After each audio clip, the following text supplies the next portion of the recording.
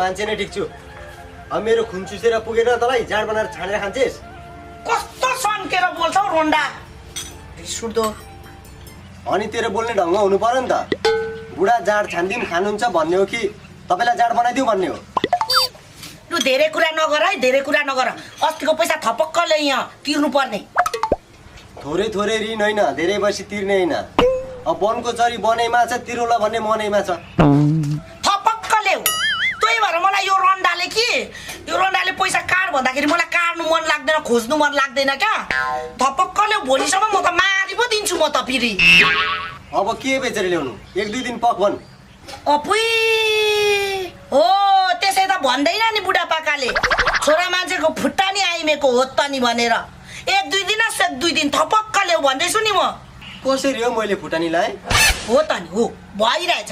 अब अस्ति के भन्यौ तिमीले? खोइ कसले लामा, खोइ कसले 30-40 हजार रुपियाँ पैसा छ ल्याउनु दिन्छ अरे तिहार पछाडि खोज्न त भन्यौ। मैले गएर खोजेर ल्याएँ। अनि भएन त तिम्रो फुटानी मेरो हो त नि।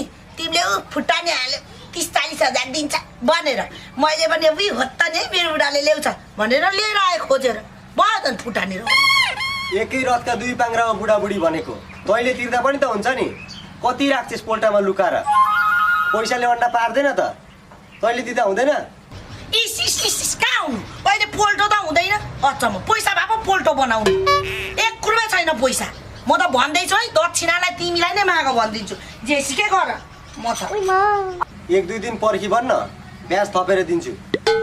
ए ब्याज थपेर दिने? उसो भए त मान्छ होला हौ, मान्छ। ल ल ल, म त्यसै भनिदिन्छु।